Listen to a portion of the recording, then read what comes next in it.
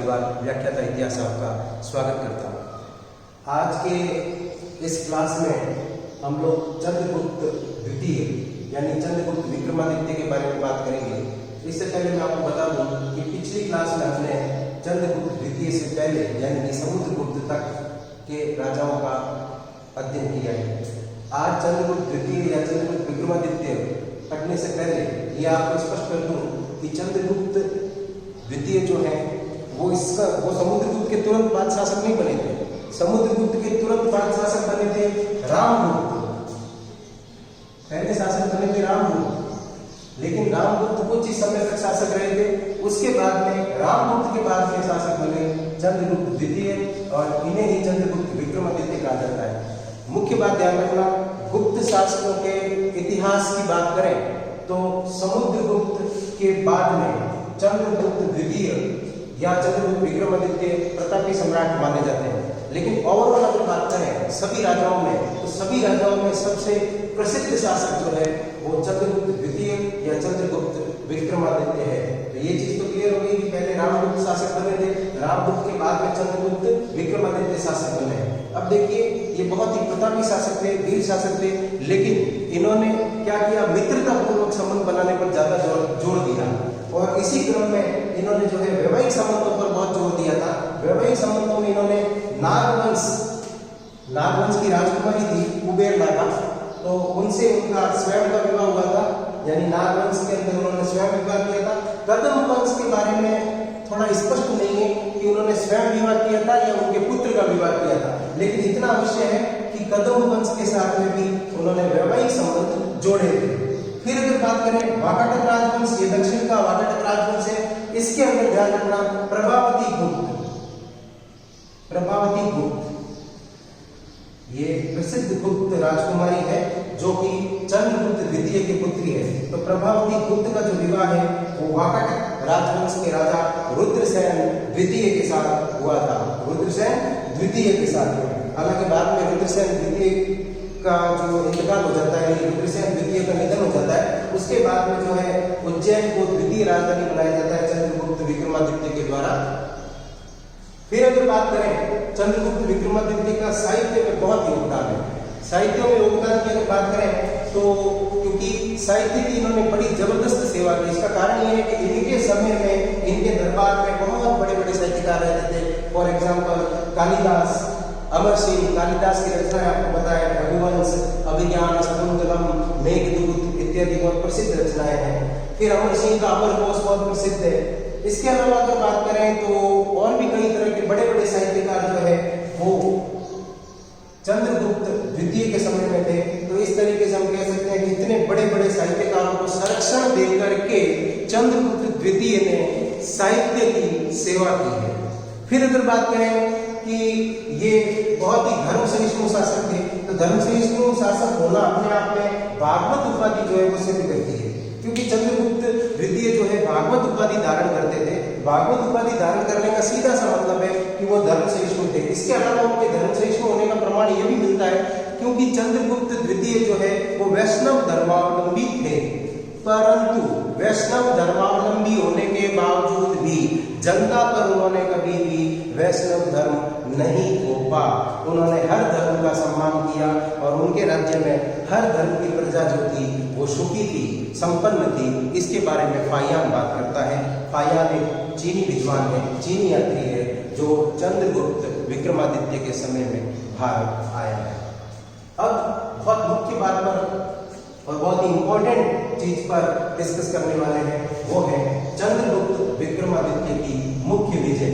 तो ये ध्यान रखना, एग्जाम में कई बार आता है और मुख्य विजय ध्यान होनी चाहिए। तो गुप्त साम्राज्य को अरब सागर तक बढ़ाकर सौराष्ट्र को विजित किया था। चंद्रगुप्त द्वितीय ऐसे पहले शासक हैं जिन्होंने गुप्त साम्राज्य को अरब सागर तक बढ़ा दिया था। अरब सागर तक बढ़ाने का सीधा सा मतलब हो गया, अरब सागर तक बढ़ा तो सौराष्ट्र को इन्होंने जो है विजित कर लिया है। सौराष्ट्र को इन्होंने जीता है। फिर पश्चिमी भारत में सबों को पराजित किया। सब पश्चिमी भारत में रुद्रसेन तृतीय थे। रुद्रसेन तृतीय राजा थे, सबों के राजा थे रुद्रसेन तृतीय। तो रुद्रसेन तृतीय को जो है चंद्रगुप्त द्वितीय ने हराया। तो इस तरीके से पश्चिमी भारत के शकों को इन्होंने पराजित किया। और जाहिर सी बात है, पश्चिमी राजस्थान के शकों को पराजित किया रुद्रसेन तृतीय को, तो इससे उनको गुजरात, मालवा और काठियावाड़ का क्षेत्र जो है वो पूरा का पूरा क्षेत्र इनको मिल गया। फिर हुणों की सक्रियता को देखते हुए पश्चिमोत्तर गणराज्य का विलय किया। हुण बहुत सक्रिय हो गए थे, एक्टिव हो गए थे चंद्रगुप्त द्वितीय के समय, तो हुणों की सक्रियता को देखते हुए पश्चिमोत्तर यानी उत्तर पश्चिम का जो भाग है उसके गणराज्य जो थे उनको विलीन कर दिया, विलय कर दिया। ठीक है, विलय करने से क्या हो गया कि हुण बहुत कमजोर हो गए। फिर मेहरौली अभिलेख में ये ज्ञात होता है कि वहालिक बैक्टीरिया, ये वहालिक का मैं आपको बता दूं, देखो ये दो एरिया हैं, एक तो है पार्थिया, दूसरा है बैक्टीरिया। तो बैक्टीरिया वाले लोगों को जो है वहालिक बोला जाता है, ये इलाका जो है वो वहालिक होगा। ठीक है, एक पार्थिया दूसरा बैक्टीरिया, तो बैक्टीरिया वाले इलाका जो है वो जो है वहालिकों का है। तो मेहरौली अभिलेख कहता है कि वहालिक बैक्टीरिया व पूर्व में बंगाल तक राज्य का विस्तार था। जाहिर सी बात है, बैक्टीरिया ये पश्चिमोत्तर की तरफ पड़ता है बैक्टीरिया, और इस तरह यानी कि आप ऐसा मान सकते हैं मध्य एशिया की तरफ। तो मेहरौली अभिलेख कहता है कि वहालिकों को हराया था, यानी बैक्टीरिया प्रदेश पर विजय प्राप्त हुई और वहां से लेकर के पूर्व में बंगाल तक जो है राज्य विस्तार किया था चंद्रगुप्त द्वितीय ने।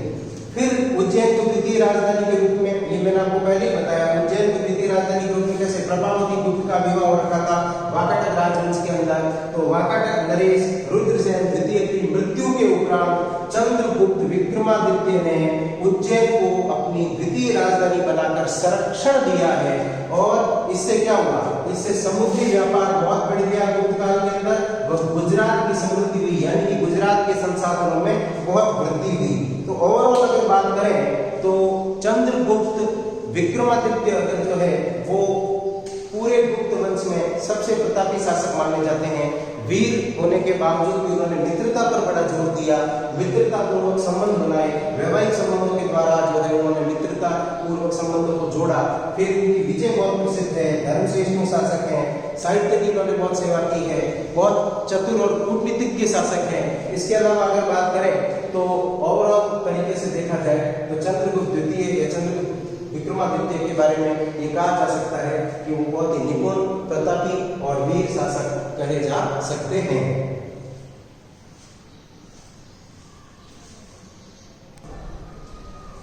अब बात करें कुमारगुप्त प्रथम की। कुमारगुप्त प्रथम से पहले हमने चंद्रगुप्त विक्रमादित्य की किया है। चंद्रगुप्त विक्रमादित्य के बाद में उनका पुत्र कुमारगुप्त प्रथम गद्दी पर बैठा। अब इसमें ध्यान रखना कि इन्होंने अपने शासन पर बैठने के बाद में बड़ी संख्या में मुद्राएं जारी कर दी। मुद्राएं जो है बहुत बड़ी संख्या में इन्होंने जारी कर दी।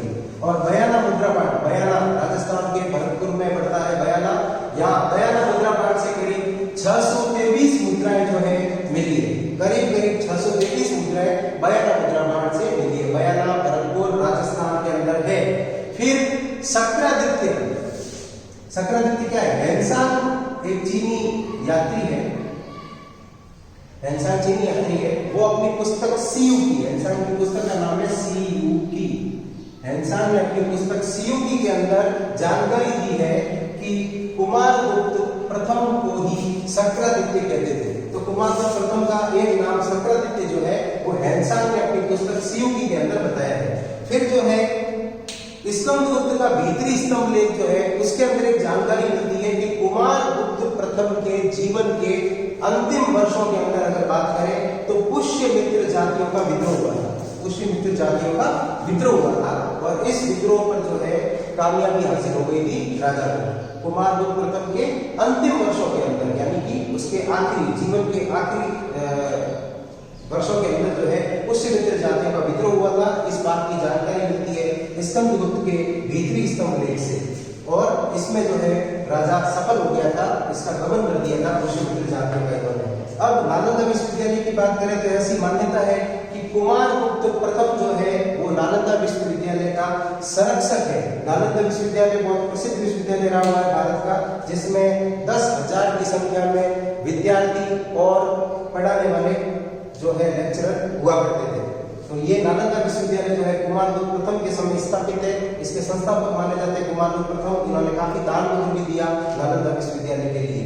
तो इनके बारे में हमारे सिलेबस में इतना ही है। आज की क्लास में यहीं तक ही। अगली क्लास के अंदर हम लोग कुमारगुप्त प्रथम के आगे यानी कि स्कंदगुप्त से पढ़ना शुरू करेंगे।